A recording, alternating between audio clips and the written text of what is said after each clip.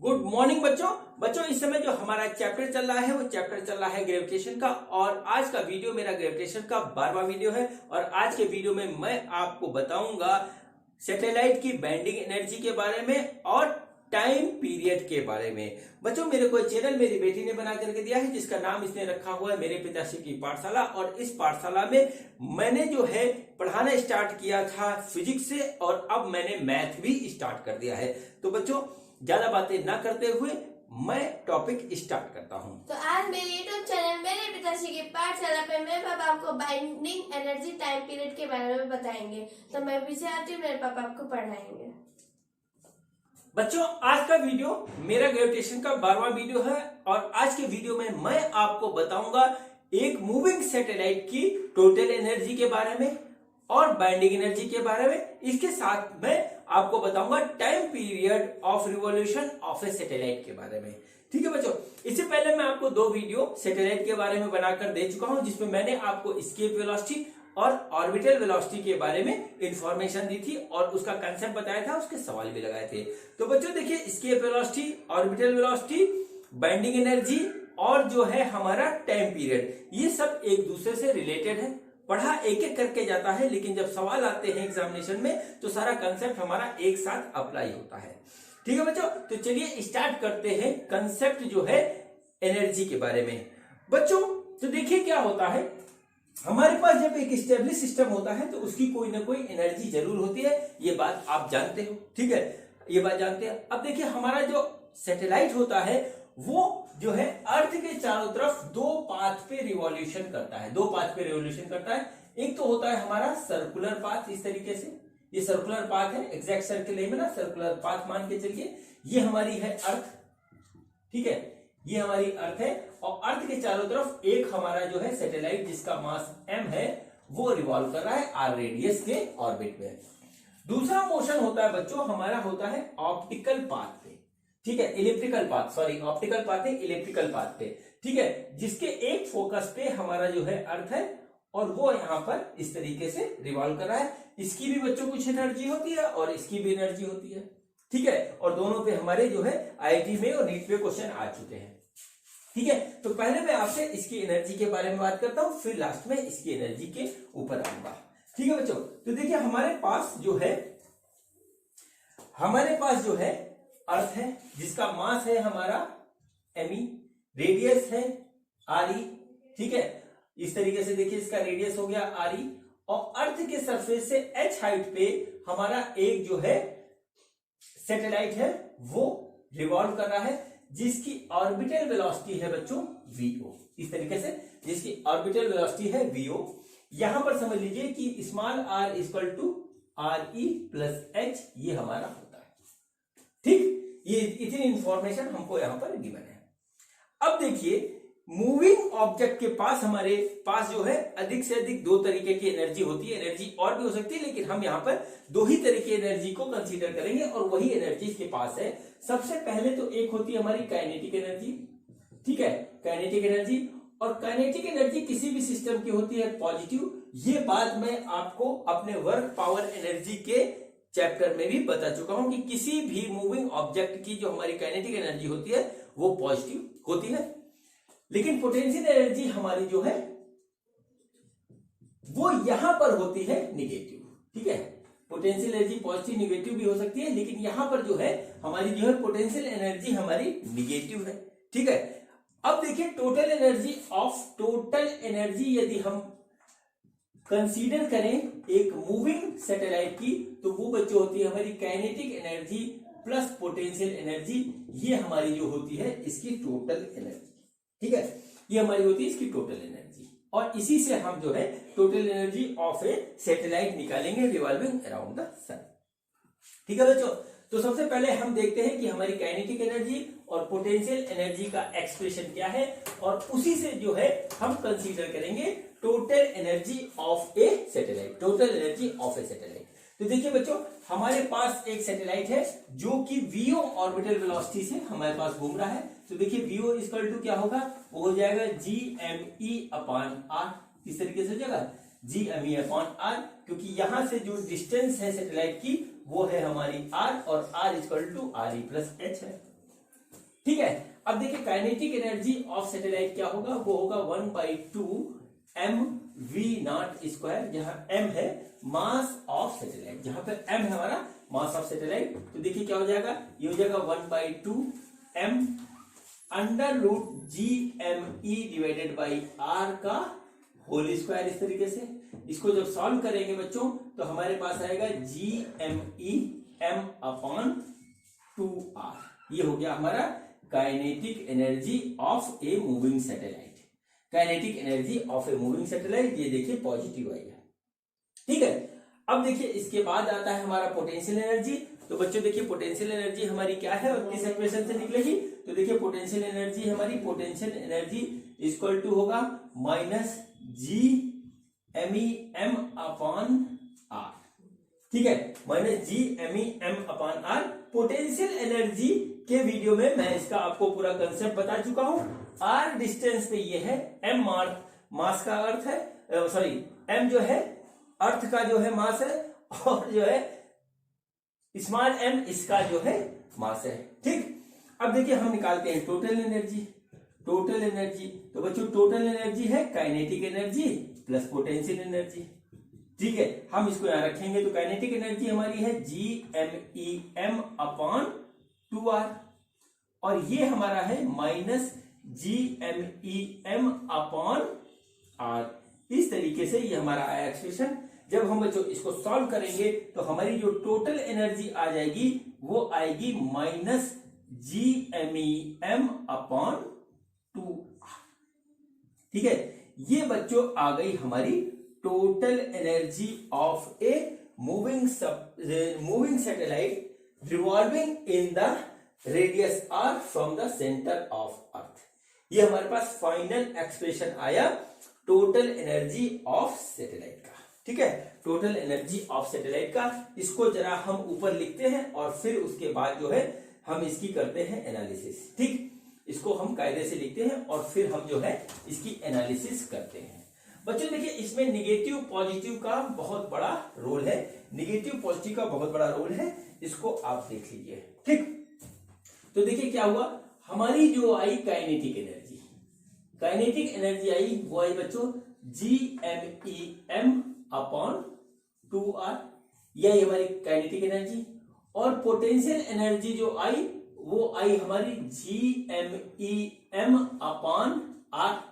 ठीक है। और देखिए टोटल एनर्जी जो आ गई हमारी वो आई -GMEm/2r, ठीक है।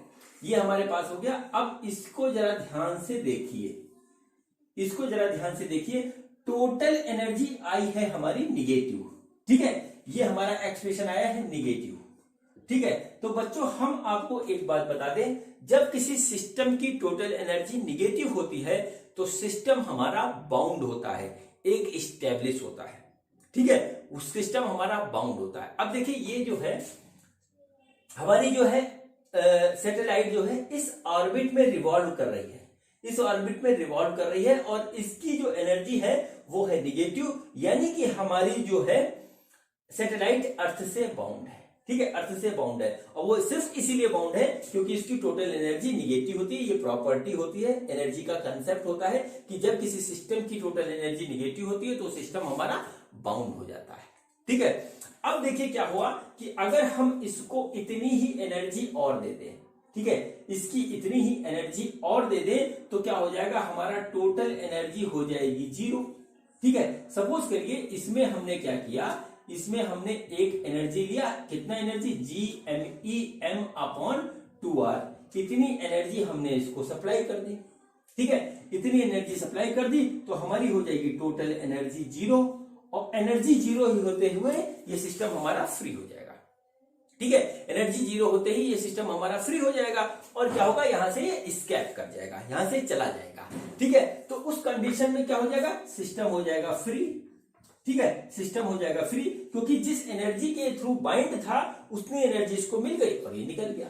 अब चूंकि निगेटिव एनर्जी होने की वजह से ये सिस्टम बाउंड है, इसीलिए इसी एनर्जी को बच्चों हम लोग कहते हैं बाइंडिंग एनर्जी, ठीक है। इसी एनर्जी को हम कहते हैं बाइंडिंग एनर्जी, ठीक है, इसी एनर्जी को हम कहते हैं बाइंडिंग एनर्जी। अब देखिए बाइंडिंग एनर्जी आपको समझ में आ गया होगा, वो एक्सप्रेशन हमारा यही होता है, बस इसको कहने का लिखने का तरीका ही होता है जो इसको बॉन्डिंग एनर्जी कहता है। अब देखिए यदि हमें टोटल एनर्जी जीरो करनी हो, ठीक है, इस सिस्टम की टोटल एनर्जी जीरो करनी हो तो क्या करना पड़ेगा, इतना ही पॉजिटिव एनर्जी हमको देना पड़ेगा। अब एनर्जी हम इसमें कैसे देंगे, एनर्जी हम इसमें कैसे देंगे बच्चों, एनर्जी हम इसको एक तरीके से दे सकते हैं कि इसकी वेलोसिटी बढ़ा दें, ठीक है, इसकी वेलोसिटी बढ़ा देंगे तो इसकी काइनेटिक एनर्जी बढ़ जाएगी, तो टोटल एनर्जी पे फर्क पड़ जाएगा। अब देखिए काइनेटिक एनर्जी बच्चों यदि हम बढ़ाएं तो काइनेटिक एनर्जी थी हमारी 1/2 mv0², ठीक है।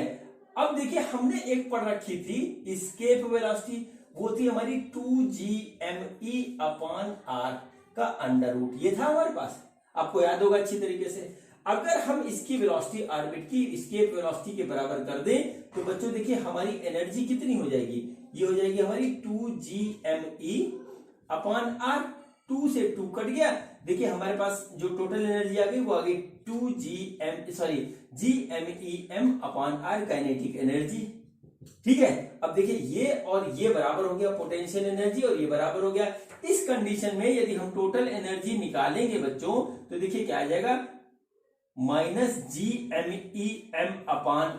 ये हुआ पोटेंशियल एनर्जी, प्लस gmem/r, ये हुआ हमारा काइनेटिक एनर्जी, दोनों जाएंगे कट और टोटल एनर्जी हो जाएगी हमारी 0, ठीक है। और ये जो है सैटेलाइट हमारा चला जाएगा एस्केप करके, ठीक। तो इसका मतलब क्या हुआ कि जब हमारी टोटल एनर्जी 0 होती है उस समय जो है वेलोसिटी ऑफ सैटेलाइट जो हमारी एस्केप वेलोसिटी के बराबर हो जाती है और जो है सैटेलाइट एस्केप कर जाता है। और यही कारण है कि इसकी एनर्जी जब निगेटिव होती है तो ये सैटेलाइट सिस्टम में बाउंड रहता है और यहां से छोड़ करके नहीं जाता, इसीलिए इस एनर्जी को हम बाइंडिंग एनर्जी भी कहते हैं, ठीक है। तो ये बच्चों हुआ पूरा कंसेप्ट, ये हुआ बच्चों पूरा कंसेप्ट बाइंडिंग एनर्जी का और एनर्जी ऑफ सैटेलाइट का। अब बच्चों यहां से आपको एक चीज मैं आपको और दिखा रहा हूं, उस चीज को आप देख लीजिए और उस पर आते हैं क्वेश्चन। क्या है, क्या मैं दिखा रहा हूं, क्या क्वेश्चन आते हैं वो देखिए। यहां पर देखिए पोटेंशियल एनर्जी आ रही है, वो आ रही है -2 kinetic energy is equal to 2 of total energy. ये हमारी एक कंडीशन है। आप इन सारे एक्सप्रेशन जो ऊपर यहां पे लिखे हुए हैं उसको आप यहां पे देख लीजिए, ये बिल्कुल सेटिस्फाई करेगा, ठीक है बच्चों। और आपने जो है केमिस्ट्री में जो है क्या एटॉमिक मॉडल पढ़ा होगा, उसमें भी यही कंडीशन आती है। आप केमिस्ट्री को पढ़िएगा या पढ़ भी रहे होंगे तो उसमें देखिएगा जब हमारा क्या होता है, एक एटम में न्यूक्लियस के अराउंड हमारा इलेक्ट्रॉन जब रिवॉल्व करता है तो वहां पर भी यही कंडीशन होती है कि एनर्जी, पोटेंशियल एनर्जी जो होती है इलेक्ट्रॉन की, वो होती है -2 of kinetic energy and 2 of total energy. इसी कंडीशन में हमारा इलेक्ट्रॉन न्यूक्लियस के अराउंड रिवॉल्व करता है, वही कहानी यहां पे बनती है, ठीक है, वही कहानी यहां पे बनती है। तो ये बच्चों हुआ पूरा कंसेप्ट। जब हमारे अर्थ के अराउंड एक दिए गए ऑर्बिट पे हमारा सैटेलाइट जो है रिवॉल्व करता है तो उसकी kinetic energy, potential energy, total energy क्या होती है और बाइंडिंग एनर्जी क्या होती है, यहां पर आकर के कहानी हो गई पूरी फिनिश, ठीक है बच्चों। अब मैंने आपको एक बात और बताई थी, बिल्कुल स्टार्टिंग में बताई थी कि कभी कभी हमारा सैटेलाइट जो है, कभी कभी क्या हमारा सैटेलाइट इलिप्टिकल पाथ पे भी जो है मूव करता है, इलिप्टिकल पाथ पे मूव करता है, तो वहां पे क्या कहानी बनती है, चलिए आइए उसको देखते हैं, ठीक है। उसमें ज्यादा आपको डिटेल में नहीं जाना है, बस मोटी मोटी बात है और उस पे जो है IIT 98 पे क्वेश्चन भी आया था। देखिए ये हमारी हो गई अर्थ, यहां मैं छोटी सी बना रहा हूं क्योंकि बात बड़ी है तो अर्थ को छोटी बनाना पड़ेगा। ये हमारी हो गई यहाँ पे अर्थ, और अर्थ से एक पर्टिकुलर फोकस पे रख करके एक इलिप्टिकल पाथ पे जो है कोई सैटेलाइट हमारा मूव कर रहा है। अब देखिए कभी सैटेलाइट यहां होगा, कभी सैटेलाइट यहां होगा, कभी से यहां होगा, कभी यहां होगा, कभी ऐसे मूव करता रहेगा। अब देखिए इसकी दो कंडीशन बनती है, दो एक्सट्रीम पोजीशन बनती है। एक तो वो बनती है जब हमारा सैटेलाइट यहां पे होता है, यानी कि अर्थ से सबसे ज्यादा दूर होता है, और दूसरी जो है बनती है हमारी जो यहां पे होता है, ठीक है। यानी अर्थ के सबसे करीब होता है। इस कंडीशन को हम कहते हैं पेरिगी। क्या कहते हैं? पेरिगी। और इस कंडीशन को हम कहते हैं एपोगी। ठीक है, इस कंडीशन को हम कहते हैं एपोगी। ठीक, अब देखिए क्या होता है इस कंडीशन में। यहां से डिस्टेंस सपोज करिए r1 है और यहां से डिस्टेंस जो है सपोज करिए r2 है। ठीक है, यहां से डिस्टेंस r1 है, यहां से डिस्टेंस r2 है। अब देखिए क्या होता है कि जब हमारा सैटेलाइट अर्थ, इसको हम अर्थ लिख देते हैं, अर्थ के करीब होता है, नोट कर लीजिए, जब हमारा सैटेलाइट अर्थ के करीब होता है तो वेलोसिटी जो होती है इसकी ये ज्यादा होती है। ठीक है, वेलोसिटी मोर होती है। ठीक है, और ये मैं आपको अगला जो बताऊंगा, वीडियो बनाऊंगा जियो स्टेशनरी सैटेलाइट पे, उसमें ये चीज मैं आपको बहुत डिटेल में बताऊंगा कि कब हमारी वेलोसिटी ज्यादा होती है, कब वेलोसिटी कम होती है। यहाँ पे आप नोट कर लीजिए, जब हमारा जो है मूविंग सैटेलाइट अर्थ के करीब होता, मतलब ज्यादा दूर नहीं होता, तो उसकी वेलोसिटी जो है ज्यादा होती है। और जब अर्थ से दूर होता है तो इसकी वेलोसिटी होती है हमारी लेस। इस बात को आप नोट कर लीजिए। पहली बात तो हुई हमारी ये, इसको नोट कर लीजिए, इस पे भी क्वेश्चन आ जाते हैं। ठीक है, अब क्या हुआ, जब हमारा एनर्जी की बात करते हैं। एनर्जी क्या होती है? एनर्जी होती है इनवर्सली प्रोपोर्शनल टू डिस्टेंस। ठीक है, distance of satellite from the centre of earth. तो एनर्जी हमारी इनवर्सली प्रोपोर्शनल है डिस्टेंस के, और वही बात यहां पे आएगी। एनर्जी जो है हमारी, जो है वो हमारी अर्थ के इनवर्सली प्रोपोर्शनल है। तो अब इस मूविंग सैटेलाइट जब हमारा इलिप्टिकल पाथ पे है तो बच्चों क्या होता है, बेसिकली क्या होता है कि यहां पर डिस्टेंस हमारी कम है तो एनर्जी देखिए बढ़ जाएगी। देखिए डिस्टेंस के हिसाब से एनर्जी, पोटेंशियल एनर्जी बढ़ जाएगी, और वेलोसिटी ज्यादा है तो काइनेटिक एनर्जी बढ़ जाएगी। तो ओवरऑल क्या होगा, टोटल एनर्जी वो होगी ज्यादा, यानी कि मोर होगी। और यहां पर देखिए क्या हुआ कि यहां तो वेलोसिटी हमारी कम हो गई, वेलोसिटी कम हो गई तो काइनेटिक एनर्जी हमारी यहां पे हो गई कम, और डिस्टेंस बढ़ गई तो पोटेंशियल एनर्जी बढ़ गई, डिस्टेंस बढ़ गई तो पोटेंशियल एनर्जी हमारी कम हो गई, क्योंकि इनवर्सली प्रोपोर्शनल होता है। तो कुल मिलाकर के बच्चों यहां पर क्या होगा कि टोटल एनर्जी हमारी यहां पे हो जाएगी लेस। ठीक है, अब देखिए एक कंप्लीट रिवॉल्यूशन में बच्चों, एक कंप्लीट रिवॉल्यूशन में क्या होता है कि एक पॉइंट पे हमारी एनर्जी, टोटल एनर्जी कम होती है, और दूसरे पॉइंट पे हमारी टोटल एनर्जी ज्यादा हो जाती है। ठीक है, इस बात को फिर से देख लीजिए, एक पॉइंट पे हमारी एनर्जी कम हो जाती है टोटल, और दूसरे पॉइंट पे हमारी टोटल एनर्जी ज्यादा हो जाती है। यानी कि एक ही पूरे राउंड में हमारी एनर्जी ज्यादा होती है, कम होती है, यानी कि एनर्जी का साइकिल पीरियोडिकली हो जाता है। ठीक है, एनर्जी के साइकिल जो होता है वो पीरियोडिकली हो जाता है, यानी एक ही साइकिल में हमारी एनर्जी कम होती है, ज्यादा होती है, कम होती है, ज्यादा होती है, ये जो है इसमें चला करता है। और यही इलिप्टिकल ऑर्बिट की एनर्जी की जो है सबसे खास बात होती है। ठीक है, यही इलिप्टिकल ऑर्बिट के मोशन के सैटेलाइट की सबसे खास बात होती है एनर्जी के टर्म्स में। और इसी पे नए IIT 98 पे एक क्वेश्चन आया था, वो क्वेश्चन मैं आपको दिखाता हूं क्या है। ठीक है, सॉल्व नहीं करना था, कंसेप्चुअल क्वेश्चन था। वो क्वेश्चन देखिए हमारा क्या है। तो सबसे पहले मैं आपको क्वेश्चन दिखाता हूं कि वो हमारा क्या था। बच्चों देखिए, ये हमारा क्वेश्चन है जो IIT 98 में आया था, और ये इलिप्टिकल पाथ पे मूविंग सैटेलाइट के बारे में है। देखिए क्वेश्चन क्या है, सबसे पहले देखते हैं। A satellite is moving in an elliptical orbit around the earth, then which of the following statements are correct. ठीक है, स्टेटमेंट सबसे पहले देखते हैं, फिर आगे की बात करेंगे। The acceleration of the S यानी satellite is always directed towards the centre of earth, पहला है। दूसरा है the angular momentum of satellite S about the centre of earth changes in direction but the magnitude remains constant.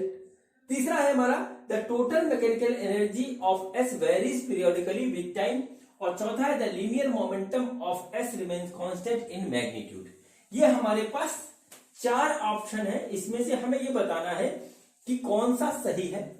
ये question जो था बच्चों, इसमें एक भी सही हो सकता है और एक से ज्यादा भी ऑप्शन सही हो सकते हैं, उस नेचर का क्वेश्चन था, पेपर में साफ साफ लिखा हुआ था। ठीक है बच्चों, अब देखिए इसमें हमको एक एक चीज की एनालिसिस करनी है, और यहां पर मैं आपको बताता हूं बहुत इंपॉर्टेंट बात जो आपको पूरे फिजिक्स में ध्यान में रखनी है। ठीक है, तो सबसे पहले जो है मैं बनाता हूं इलिप्टिकल पाथ इस तरीके से, ये हो गया इलिप्टिकल पाथ और अर्थ हो गया हमारे पास इस तरीके से, यहां पे आ गया। सबसे पहले इसका ऑप्शन देखते हैं, the acceleration of S is always directed toward the centre of अर्थ। ठीक है, तो क्या हुआ, देखिए एक हम दो एक्सट्रीम पॉइंट बना लेते हैं, एक तो यहाँ पे सैटेलाइट है, दूसरी बार यहाँ पे सैटेलाइट है। तो ये बात बिल्कुल सही है कि जब कोई ऑब्जेक्ट हमारा सर्कुलर या इलिप्टिकल पाथ पे घूमता है तो उसका जो एक्सेलरेशन होता है वो डायरेक्शन होता है टुवर्ड द सेंटर, जिसके अबाउट वो घूम रहा होता है। ठीक है, तो इसका जो एक्सेलरेशन होगा बच्चों वो हमारा इधर होगा और इधर होगा। ठीक है, तो पहला ऑप्शन जो है the acceleration of S is always directed toward the centre, ये बिल्कुल सही ऑप्शन है। अब दूसरी बात है, उसमें कई बातें छुपी हुई हैं, वो है हमारा angular momentum of satellite S. अब देखिए बच्चों, सबसे पहले मैं यहां रुक के आपको बात बताता हूं कि हम चैप्टर पढ़ रहे हैं ग्रेविटेशन का। ठीक है, अब इसमें जो है क्वेश्चन आ गया एंगुलर मोमेंटम का। तो सबसे पहले आप एक बात नोट कर लीजिए कि जो कुछ भी हम पीछे पढ़ चुके हैं वो हमको भूलना नहीं है, वो कहीं पर भी अप्लाई हो सकता है। ये सबसे बड़ी खासियत होती है आईआईटी के क्वेश्चन पेपर की, कि वो कहीं में भी किसी भी जगह पे कोई भी कंसेप्ट लगा देते हैं। अब जब हमने एंगुलर मोमेंटम पढ़ा था अभी रोटेशनल वाले चैप्टर में, वो यूज हो रहा है यहाँ पे। देखिए एक तरीके से देखिए ये रोटेशन ही तो हो रहा है। अब ऐसा थोड़ी कि हम रोटेशन के कंसेप्ट को भूल जाएंगे, कहीं नहीं लगा सकते। ठीक है, तो बच्चों एंगुलर मोमेंटम हम यहाँ पे निकालेंगे, सेंटर के हिसाब से निकालेंगे, और जो कंसेप्ट मैंने वहां बताया था वही कंसेप्ट यहां लगेगा। देखिए क्या है, angular momentum of satellite S about the centre of earth changes in direction but the magnitude remains constant, ये लिखा हुआ है इसमें। ठीक है, अब मैंने एंगुलर मोमेंटम का डायरेक्शन क्या होता है और उसका मैग्नीट्यूड कैसे निकलता है, ये दोनों मैंने काफी डिटेल में बता रखे रोटेशन के अपने जो है चैप्टर में, जिसके वीडियो में मैंने आपको angular momentum in the rotation पढ़ा रखा है। और उसमें मैंने आपको बताया था कि जब हमारी एक बॉडी इस तरीके से घूमती है तो उसके एंगुलर मोमेंटम का डायरेक्शन ऐसे होता है, v इंटू आर। ठीक है, इस तरीके से होता है, r क्रॉस v होता है। तो एंगुलर मोमेंटम का जो डायरेक्शन होता है वो क्या होता है, r क्रॉस v। तो देखिए r हमारा इस तरीके से है, v देखिए हमारा इस तरफ है, सपोज करिए ये हमारा इस तरीके से v है, इसके लिए v इधर जाएगा हमारा। ठीक है, और r देखिए हमारा ऐसे आएगा, तो ये हो गया r क्रॉस v। ठीक है, r क्रॉस v ऐसे निकलेगा हमारा r क्रॉस v। तो एंगुलर मोमेंटम का डायरेक्शन हमारा इस तरफ होगा, एक्सियल वेक्टर होता है, ये मैं बता चुका हूं। इसमें देखिए r जो वेक्टर इधर आएगा और यहां पर क्या होगा r क्रॉस v। ठीक है, देखिए r क्रॉस v जो हमारा थंब का डायरेक्शन है ये हमको देगा एंगुलर मोमेंटम का डायरेक्शन। अब देखिए यहां पर भी देखिए r क्रॉस v इधर आ रहा है, r क्रॉस। अब ये जो है डायरेक्शन एंगुलर मोमेंटम का सेम रहेगा, ये कभी बदलेगा ही नहीं, चाहे हमारी सैटेलाइट इस पाथ में कहीं पर भी हो।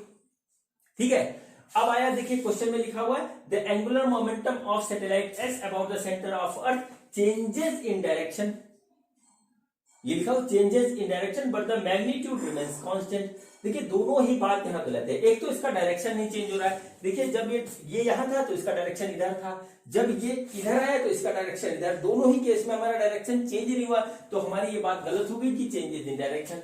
दूसरा द मैग्नीट्यूड रिमेन्स कांस्टेंट। अब मैग्नीट्यूड की बात करते हैं।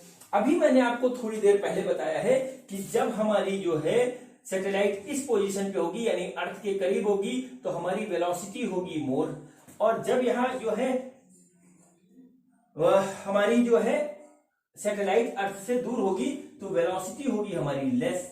ठीक है, और हमारा जो वो होता है एंगुलर मोमेंटम वो होता है mvr। ठीक है, mvr होता है। अब देखिए m तो यहाँ कांस्टेंट रहती है लेकिन r भी बदल रहा है और v भी बदल रहा है, तो उस कंडीशन में इसका मैग्नीट्यूड भी हमारा कांस्टेंट नहीं रहेगा। मतलब ये उल्टा लिखा हुआ है, इसका डायरेक्शन तो हमारा कांस्टेंट रहेगा लेकिन मैग्नीट्यूड हमारा जो है कांस्टेंट नहीं रहेगा, यानी ये ऑप्शन हमारा है गलत। ठीक, अब देखिए तीसरा ऑप्शन देखते हैं। तीसरा ऑप्शन है the total mechanical energy of S varies periodically with time. हाँ, ये बिल्कुल सही है। अभी मैंने थोड़ी देर पहले आपको बताया था कि यहाँ पर एनर्जी हमारी ज्यादा होगी, यहाँ पे हमारी कम होगी, और ये जो है वेरी करती रहेगी बार बार। ठीक है, ये हमारी वेरी करती रहेगी, एक बार कम एक बार ज्यादा, एक बार कम एक बार ज्यादा, एक बार कम, और बाकी टाइम में उन दोनों के बीच में। तो क्या हुआ कि यहाँ पर total mechanical energy of S varies periodically with time, ये बिल्कुल सही है हमारा ऑप्शन। ठीक है, अब आ गया चौथा option the linear momentum of S remains constant in magnitude. ठीक है बच्चों, तो लीनियर मोमेंटम क्या होता है, लीनियर मोमेंटम होता है mv। ठीक है, m हमारा कांस्टेंट है, लेकिन v देखिए बढ़ रहा है, घट रहा है, बढ़ रहा है, घट रहा है, बढ़ रहा है, घट रहा है, तो क्या हुआ, ये भी हमारा p भी जो है बढ़ेगा घटेगा। तो ये वाला ऑप्शन भी गलत हो गया कि हमारा जो है लीनियर मोमेंटम जो है सैटेलाइट का जो है कांस्टेंट रहेगा मैग्नीट्यूड में। तो हमारा ऑप्शन कौन कौन सा सही हुआ, ए हुआ और सी। दो ऑप्शन हमारे सही है, ये दोनों टिक कर दीजिए, आपको पूरे नंबर मिल जाएंगे। लेकिन एक बात है बच्चों, हमको कंसेप्ट पूरा ध्यान देना चाहिए, जितना भी हमने फिजिक्स में पढ़ रखा है ये आगे पढ़े रहेंगे, तभी हम जो है सक्सेसफुली पेपर कर पाएंगे। अब चलिए बच्चों दो क्वेश्चन और करेंगे, फिर उसके बाद हम आ जाएंगे टाइम पीरियड के कंसेप्ट पे। तो बच्चों जो है हमारा एक क्वेश्चन है, इजी है, और देखते हैं क्या होगा उसका आंसर। तो हमारे पास जो है दो सैटेलाइट है, ठीक है, एक जो है ए सैटेलाइट है, दूसरी बी सैटेलाइट है, और वो जो है हमारी अलग अलग एल्टीट्यूड पे रिवॉल्व कर रही है। ठीक, देखिए क्वेश्चन क्या है, क्वेश्चन है ये, two satellite A and B are revolving at an altitude, ठीक है, at an altitude R and 3R, ठीक है, R and 3R, then what is the ratio of kinetic energy, their kinetic energy, potential energy and total energy, ये हमको निकालना है। ठीक है, अगर हमारे पास दो सैटेलाइट है, वो हमारी जो है R और 3R एल्टीट्यूड पे हमारी जो है रिवॉल्व कर रही है, तो उनकी काइनेटिक एनर्जी, पोटेंशियल एनर्जी और टोटल एनर्जी का रेशियो क्या होगा, ये हमें निकालना है। तो बच्चों देखिए हमारे पास ये अर्थ है, हम अलग अलग बना लेते हैं। यहां से R हाइट पे एक हमारा एल्टीट्यूड होता है, सरफेस फ्रॉम अर्थ जो होता है, मतलब अर्थ के सरफेस से जो हाइट होती है उसको हम एल्टीट्यूड कहते हैं, ये R है। और यहां से जो है दूसरी सैटेलाइट है B, ये हमारी सैटेलाइट A है, ये B है, ये रिवॉल्व कर रही है ऐसे ऐसे, ये 3R है, ये R है, और ये अर्थ का रेडियस है R, इस तरीके से ये हमारा हो गया। तो इसकी जो है हमको एनर्जी का रेशियो निकालना है। ठीक है बच्चों, तो अब देखिए सबसे पहले हम क्या करेंगे, हम निकालेंगे सैटेलाइट ए के लिए, फॉर सैटेलाइट ए। देखिए क्या होगा, काइनेटिक एनर्जी वो हो जाएगी बच्चों हमारी 1/2 mv², ठीक है, mv²। और यहां पर जो v होगा वो होगा ऑर्बिटल वेलोसिटी, और वो होगा हमारा gme/r। अब देखिए r क्या होगा, सेंटर से इसकी दूरी होगी, तो जो हमारा r हो जाएगा वो हो जाएगा r+r, यानी कि यह आ जाएगा 2r। और इस वाले केस में जो r होगा वो होगा r+3r, यानी कि हो जाएगा हमारा 4r। ये इसमें बात है क्योंकि हमको यहाँ पे एल्टीट्यूड दे रखा है, और एल्टीट्यूड का मतलब होता है distance from the surface of अर्थ। ठीक है, centre of earth means distance from the surface of अर्थ, यानी कि इस हाइट में हमको ये हाइट ढूंढनी पड़ेगी, तभी हमको स्मॉल r मिलेगा। वो हमने यहां पर रखा, और इस पे अंडर रूट लगा होता है बच्चों, ऐसे अंडर रूट लगा दिया, तो v हमारा हो जाएगा gme/2r। ठीक है, ये हो गया gme/2r। ठीक है, तो देखिए हमारा काइनेटिक एनर्जी जो आएगी वो आएगी 1/2m। ठीक है, ये हो जाएगा v0 की वैल्यू हम जब यहां रखेंगे बच्चों तो आ जाएगा gme/2r। v0 स्क्वायर रखा तो स्क्वायर होकर के आ गया, तो हमारा ये आ गया gme/4r, ये आ गया हमारा काइनेटिक एनर्जी। ठीक है, अब देखिए पोटेंशियल एनर्जी हमारी क्या हो जाएगी, पोटेंशियल एनर्जी हो जाएगी हमारी वो होगी -gmem/, ठीक है, r आता है तो r हमारा टोटल कितना है, ये है हमारा 2r, तो हमने इसको इस तरीके से लिख दिया। अब देखिए टोटल एनर्जी जो होगी, टोटल एनर्जी होगी वो होगी kinetic energy plus potential energy, ये आ गया। तो देखिए काइनेटिक एनर्जी हमारी कितनी है, वो ये है, और पोटेंशियल एनर्जी कितनी है, वो है, इसको दोनों को देखते हैं, तो आ गया ये हमारा gmem/4r, ये हो गई हमारी काइनेटिक एनर्जी। और ये है माइनस, तो प्लस माइनस माइनस हो जाएगा, और ये आ गया gmem/4r, 2r, ये हो गई हमारी पोटेंशियल एनर्जी। जब हम इसको जोड़ेंगे घटाएंगे तो हमारे पास आ जाएगा -GMEM अपॉन 2r। ये हो गया टोटल एनर्जी ऑफ सैटेलाइट 1 ए। ये हमारा ए के लिए हो गया टोटल। ये ए के लिए हो गया। अब लिखते हैं for satellite B. For satellite B ये हमारा आ गया बच्चों। तो देखिए ऑर्बिटल वेलोसिटी क्या होगी? ऑर्बिटल वेलोसिटी होगी VGME अपॉन r का अंडर रूट। r यहां पे हमारा 4r, तो बच्चों हो जाएगा GME अपॉन 4r का अंडर रूट। ये हो गया O। ठीक है, देखिए क्या होगा, काइनेटिक एनर्जी जो होगी वो होगी 1/2mVO² और यह आ जाएगा 1/2m। ठीक है, GME अपॉन 4r ये आ गया। ठीक है, इसका VO का स्क्वायर करेंगे तो यही आ जाएगा और इसकी वैल्यू जो आएगी बच्चों वो आएगी GMEM अपॉन 8r। इस तरीके से ये आ गया। ठीक है, अब बच्चों देखिए पोटेंशियल एनर्जी क्या होगी? पोटेंशियल एनर्जी होगी हमारी -GMEM अपॉन r जो है वो होगा r, GMEM अपॉन r होगा और यहां पर जो r है वो है हमारा GMEM, r है हमारा 4r, तो हम इसको यहां रखेंगे तो ये आ गया हमारा 4r इस तरीके से। ठीक, अब देखिए टोटल एनर्जी हमारी कितनी होगी? टोटल एनर्जी हो गई हमारी kinetic energy plus potential energy, यानी कि देखिए हमारे पास क्या निकल के आएगा, हम उसको लिखते हैं। तो हमारी काइनेटिक एनर्जी है हमारी GMEM upon 8r minus GMEM upon 4r। ठीक है, इस तरीके से निकल के आया।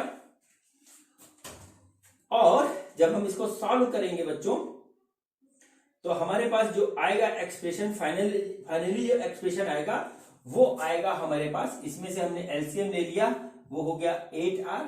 ठीक है, और ये आ गया GMEM माइनस 2GMEM और ये आ गया हमारा माइनस GMEM अपॉन 8r।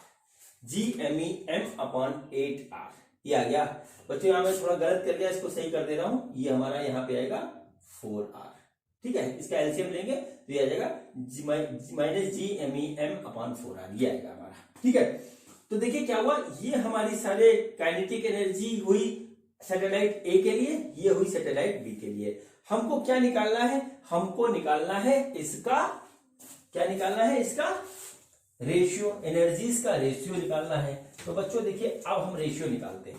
ठीक है, रेशियो देखिए कैसे निकलेगा, बहुत आसान है। Kinetic energy of A ratio kinetic energy of B.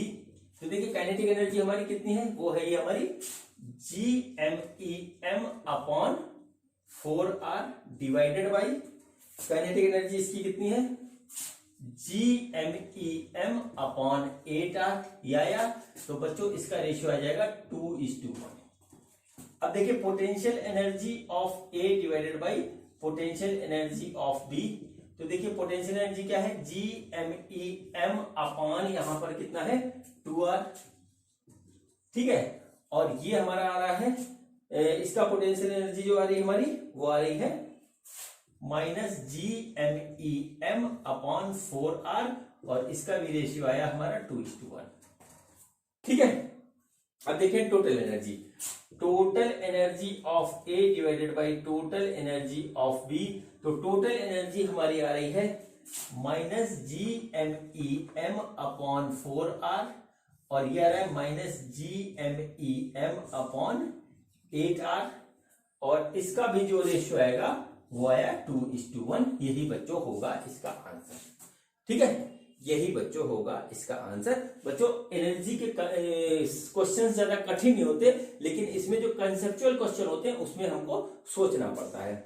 अब बच्चों मैं एनर्जी का एक और आखिरी क्वेश्चन आपको करवाने जा रहा हूं, फिर हम आएंगे टाइम पीरियड ऑफ सैटेलाइट के कंसेप्ट पे। फिर आएंगे हम टाइम पीरियड ऑफ सैटेलाइट के कंसेप्ट पे। तो बच्चों देखिए हमारा अगला क्वेश्चन जो है वो क्या है, उस चीज को आप देख लीजिए कि हमारा जो सरफेस ऑफ अर्थ पे एक हमारा सैटेलाइट रखा हुआ है।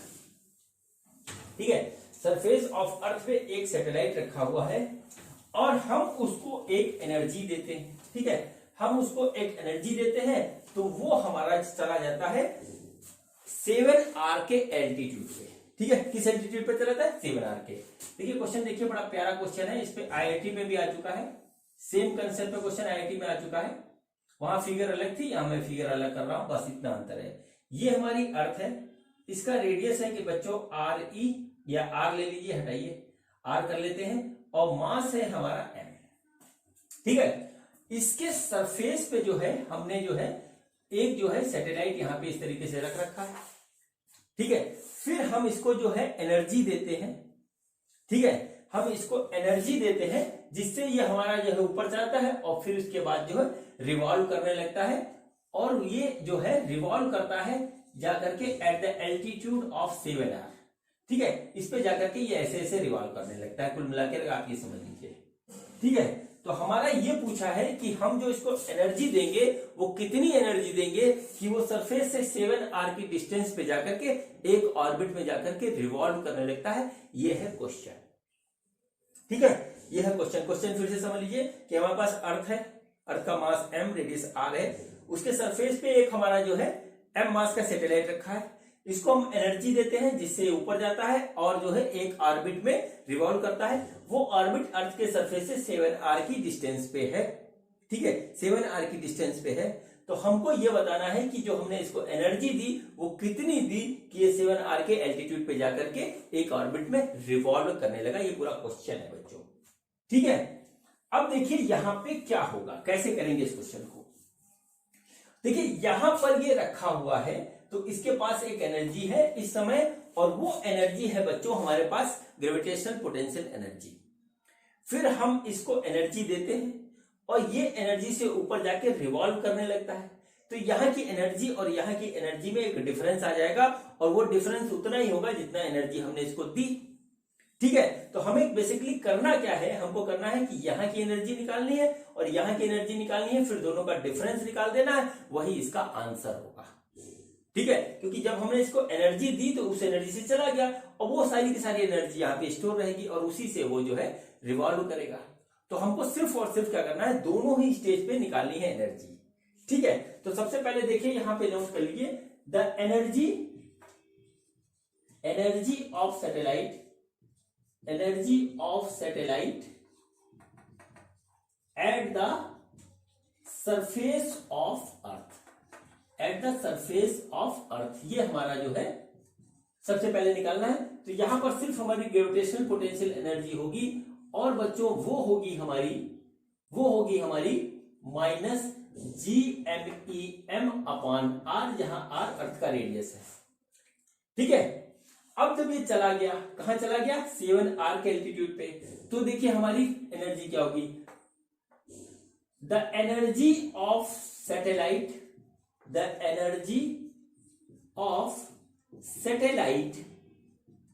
है एट द 7R एल्टीट्यूड, ठीक है। 7R एल्टीट्यूड पे जो हमारी एनर्जी होगी वो दो तरीके की होगी, वो होगी टोटल एनर्जी और वो होगी हमारी kinetic energy plus potential energy. दो तरीके की एनर्जी इसके पास होगी बच्चों, ठीक है।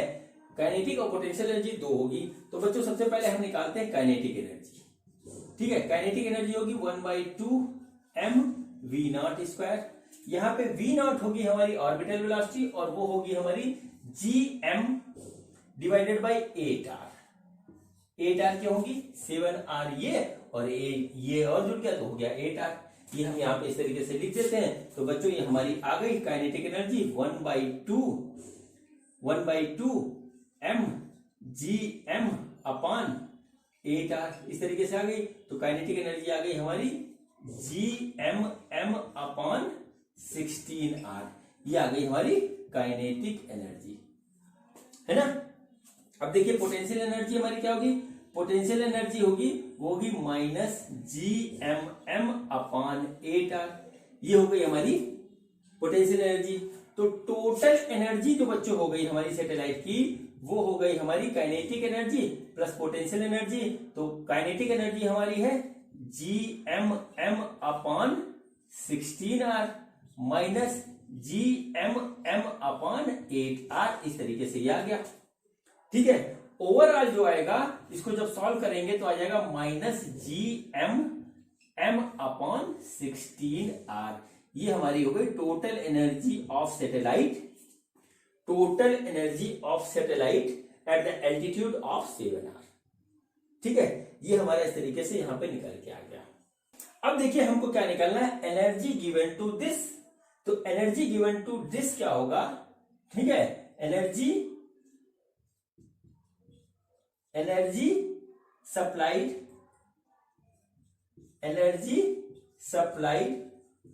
To satellite. अब हमने सैटेलाइट को कितनी एनर्जी दी, वो हमारा होगा final energy minus initial energy. ये होगा हमारा इनिशियल एनर्जी, इतना ही हमारा होगा आंसर इसका। ठीक है, जैसे ये हमारे पास यहाँ पे एक सैटेलाइट रखी थी, इसकी कोई एनर्जी थी, प्लस हमने इसको एक एनर्जी सप्लाई करी, ये ऊपर जाके रिवॉल्व करने लगा। ठीक है, वो एनर्जी टोटल की टोटल इसके अंदर है हर कंडीशन में। तो अब जो फाइनल एनर्जी आएगी हमारी, जो जितनी एनर्जी हमने इसको दी है वो आएगी फाइनल एनर्जी में से इनिशियल एनर्जी घटा देंगे तो हमारी निकल आएगी। तो बच्चों देखिए फाइनल एनर्जी हमारी कितनी है, फाइनल एनर्जी है -GMM/16R। ठीक है, और इनिशियल एनर्जी हमारी कितनी है, इनिशियल एनर्जी है हमारी माइनस है, और उसके बाद आया -GMM/R। ये हमारे पास इस तरीके से आ गया। ठीक है बच्चों, और इसको देखिए हम सॉल्व करेंगे तो हमारा जो आंसर आएगा वो आएगा 15/16 GMEM डिवाइडेड बाई R। ये इसका आंसर आएगा टोटल एनर्जी सप्लाइड। ठीक है, total energy supplied to the satellite when it is at the surface of earth, वो इतना आएगा। ठीक है बच्चों, इसी कंसेप्ट पे हमारा जो है IIT 2013 में क्वेश्चन आ चुका है, वहां पे फिगर अलग थी, यहाँ पे मैंने फिगर अलग रखी, डिट्टो वही क्वेश्चन मैंने यहाँ पे नहीं रखा है बच्चों। तो ये हमारा टोटल कंसेप्ट कंप्लीट हुआ एनर्जी ऑफ सैटेलाइट का। अब बच्चों हम आगे पढ़ते हैं time period of revolution of satellite, time period of revolution of satellite. तो बच्चों चलिए अब हम बात करते हैं आपसे time period of a moving satellite. यानी कि क्या हुआ कि किसी सैटेलाइट को एक चक्कर लगाने में कितना टाइम लगता है, वही हमारा टाइम पीरियड कहलाता है। ठीक है बच्चों, तो देखिए वो क्या होगा, कैसे निकलेगा, उसकी हम बात करते हैं। सपोज करिए कि ये हमारा है अर्थ इस तरीके से, और इसके अराउंड हमारी जो है अर्थ के सेंटर से r डिस्टेंस पे एक जो है हमारी सैटेलाइट रिवॉल्व कर रही है। ये हमारा रेडियस ऑफ अर्थ है और ये हमारा यहां से डिस्टेंस है r इस तरीके से, और इस मूविंग सैटेलाइट की वेलोसिटी है v0 जो कि इसकी ऑर्बिटल वेलोसिटी है। ठीक है बच्चों, तो देखिए टाइम पीरियड हमारे पास कैसे निकलेगा। टाइम जो होता है बच्चों, हमारा टाइम जो टोटल लगेगा वो लगेगा डिस्टेंस, ठीक है, डिस्टेंस ट्रेवल्ड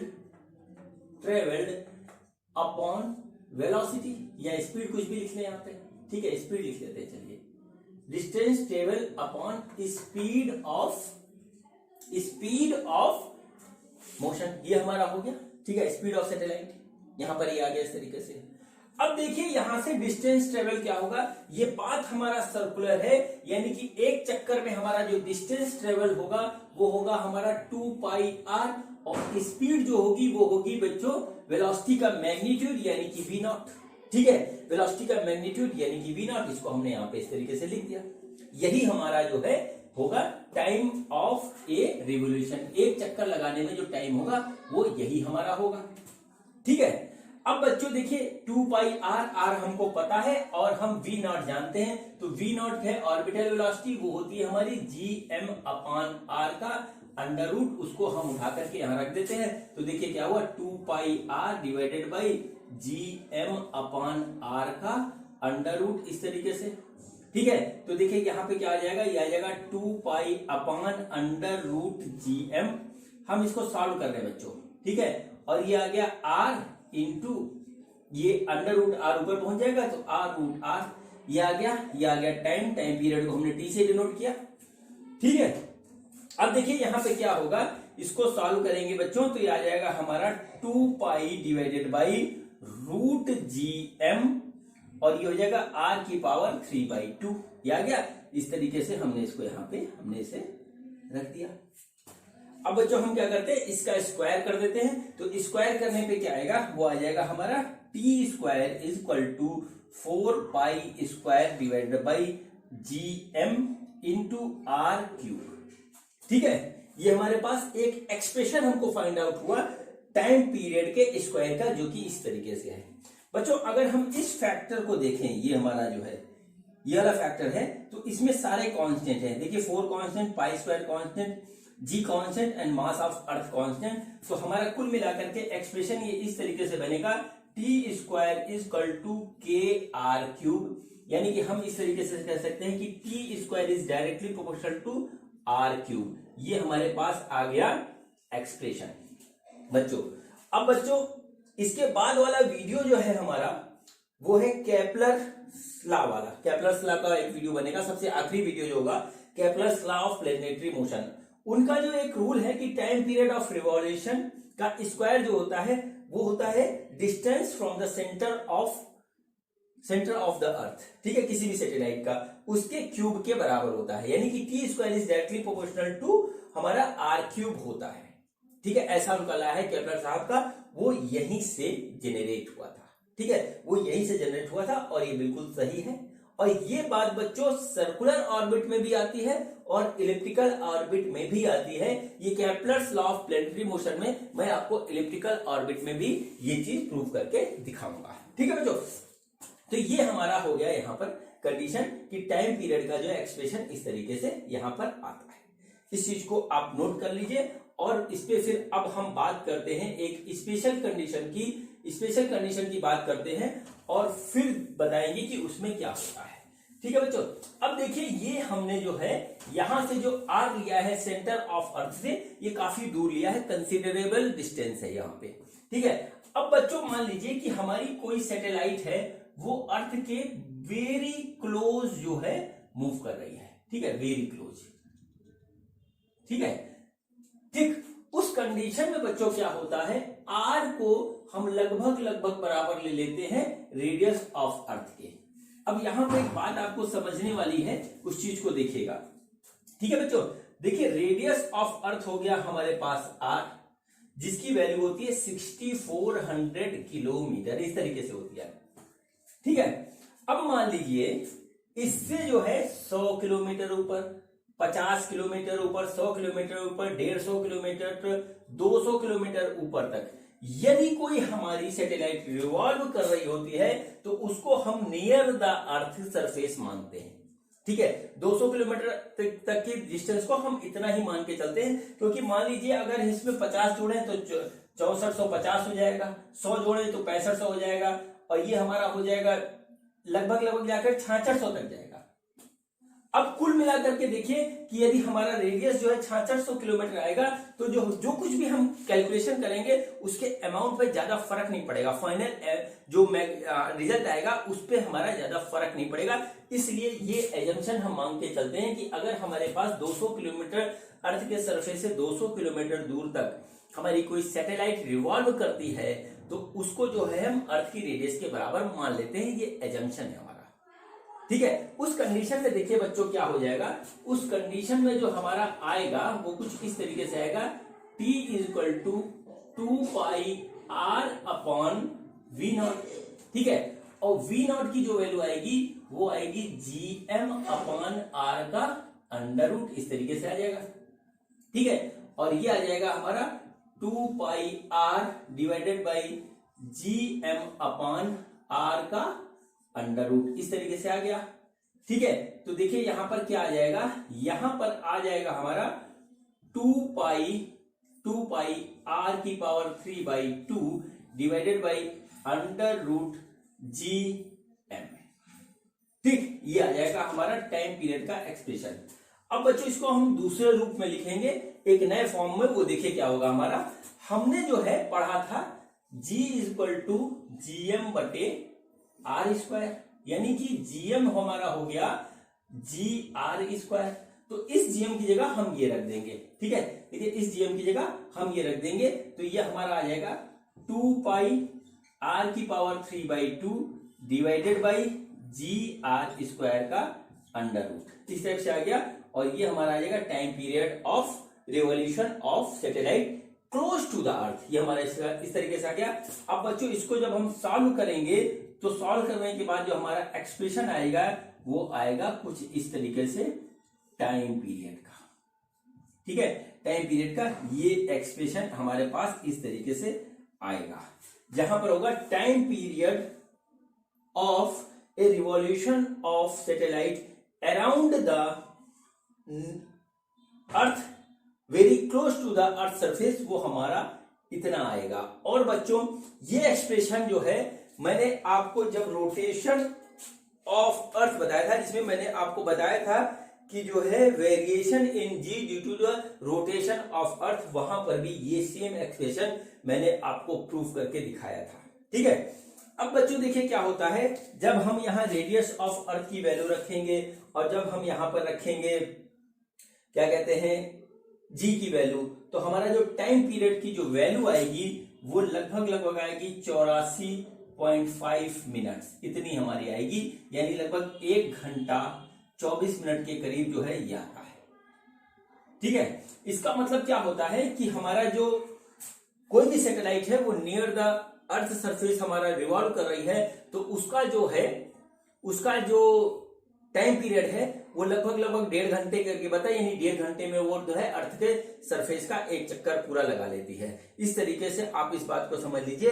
और जो इसकी वेलोसिटी, ऑर्बिटल वेलोसिटी जो यहाँ पर अगर हम इस तरीके से निकालेंगे तो वो बच्चों आता है नियर अबाउट 7.9 किलोमीटर पर सेकंड, इतना निकल के आता है। ये हमारा जो है इंफॉर्मेशन इसके अबाउट है, ठीक है। इसके जो उस सैटेलाइट के लिए है जो हमारा अर्थ के सरफेस के बिल्कुल क्लोज जो है वो हमारा रिवॉल्व कर रहा है, ठीक है।